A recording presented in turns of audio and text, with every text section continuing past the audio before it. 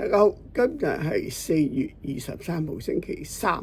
咁琴晚咧就美股係急升嘅，道瓊斯咧升成1016點，咁咧就呢個納斯達克啦更加升成500幾點嘅。咁最緊要咧就係美國嘅財長貝斯麥就話，我哋其實咧美國同中國咧而家係傾緊㗎啦，個關稅問題，因為你而家145% 關稅咧係冇可能嘅，唔可以持續嘅。咁好快咧會聽到有訊息就會解決呢個關稅嘅問題。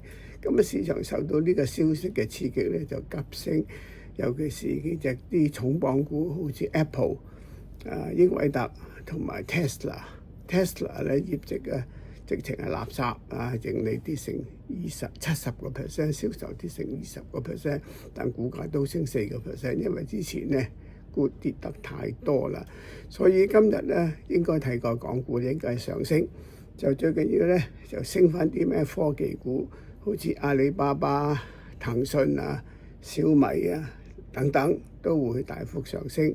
咁再加埋咧匯豐之前咧係沽得太低啦，去到成70蚊啲水平，實在係冇理由嘅。咁而家睇嚟咧就嗰個關稅嘅問題咧慢慢會解決得到。咁港股咧應該咧就慢慢會上升翻2200、2300嘅水平。咁就建議咧大家而家係趁低吸納，尤其是嗰幾隻科技股我講過嘅，同埋匯豐。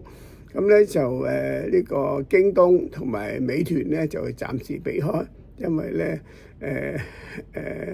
劉東強咧黐咗線，就要打燒錢戰嚟砌呢個美團。咁坦白講，送餐有幾多錢賺啦？一送一次貨賺1蚊都唔夠，咁爭呢啲市場嚟損人利己嘅啫。咁就避開呢兩隻。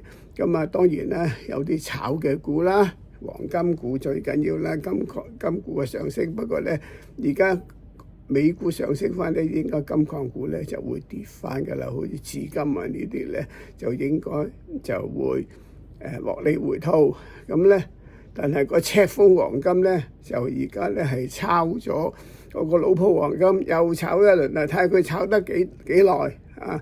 即係赤峰黃金同埋老鋪黃金咧，都係泡沫嚟嘅。不過你如果醒目嘅，能夠乘機揾到食咧，我都會恭喜你嘅。咁今日咧應該係有好戲睇嘅。